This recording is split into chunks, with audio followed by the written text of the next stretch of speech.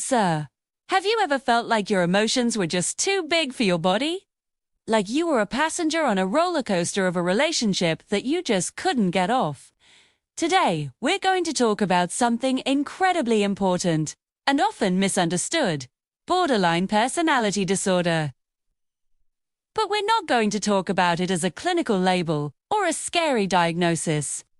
We're going to explore it as a lived experience. For home, let's unpack the truth, dismantle the myths, and most importantly, find the hope that lies within.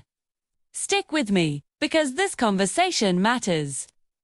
So, what exactly is borderline personality disorder, or BPD? In simple terms, it's a mental health condition that profoundly affects how someone feels about themselves and others. It's primarily characterized by intense, often overwhelming emotions, a pattern of unstable relationships, impulsive behaviors, and a deep, pervasive fear of abandonment. Imagine your emotional volume knob is stuck on high all the time. That's a glimpse into the BPD experience. People living with BPD often navigate a world of rapid-fire mood swings. They can go from feeling euphoric to despairing in a matter of hours, or even minutes. They frequently struggle with a shifting sense of identity, asking, "Who am I, really?" As their self-image changes dramatically, there's an intense sensitivity to perceived rejection or criticism, which can trigger very strong emotional reactions. Tragically, this emotional pain can sometimes lead to self-harming behaviors or suicidal thoughts as a way to cope with the internal storm. And underneath it all, there's often a chronic, nagging feeling of emptiness, a void that feels impossible to fill. It's not about being dramatic. It's about experiencing life with an emotional intensity that most people can't imagine. Now, let's talk about what BPD is not, because the stigma and misconceptions are incredibly damaging. It's time to bust some myths. First and foremost, BPD is not manipulation. The behaviors that might look like manipulation from the outside, like making desperate pleas not to be left alone, are almost always driven by an intense, terrifying fear of abandonment, not a calculated desire to control someone.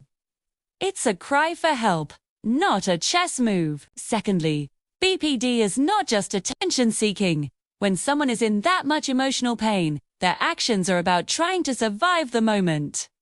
It's an attempt to communicate a level of distress that words can't capture. And finally, BPD is not just drama. These behaviors often stem from complex trauma, a dysregulated nervous system trying to find safety, and a lifetime of feeling misunderstood. It's not a choice. It's a symptom of deep-seated pain. We need to flip the script. People with BPD are often some of the most deeply empathetic, creative, and passionate individuals you'll ever meet. They feel everything, sometimes far too much for their own comfort. And that's not a character flaw. It's a signal. A signal that something needs healing. So, where does something like BPD even come from? It's not a simple answer. Research points to a complex interplay of factors, what's often called a biopsychosocial model. This means it develops from a combination of genetics, brain chemistry, and crucial early life experiences. There's a genetic predisposition, meaning it can run in families. Neurologically, brain imaging studies have shown differences in the areas that control emotion and impulse, like the amygdala and prefrontal cortex. But the environmental piece is huge. A significant number of people diagnosed with BPD report experiencing childhood trauma. This could be emotional neglect, physical or verbal abuse, or growing up in a chronically unstable and invalidating environment. Imagine being a child in a world where love felt conditional, where your feelings were dismissed or punished, where safety was completely unpredictable. Your brain, in its incredible wisdom, adapts to survive that environment. It develops patterns to protect you. But later in life, those same survival patterns, like being hypervigilant for signs of rejection, can become maladaptive, hurting more than they help in building healthy adult relationships. Now for the most important part of this conversation: the hope. BPD is absolutely treatable. Let's Let me say that again. There is so much hope for recovery and for living a full, meaningful life. The idea that this is a life sentence is an outdated, harmful myth. With the right support and therapy, people can and do get better. One of the gold standard treatments is dialectical behavior therapy, or DBT. It was actually created by a psychologist, Marsha Linehan, who herself lived with DBT. It's brilliant because it works on two fronts: acceptance and change.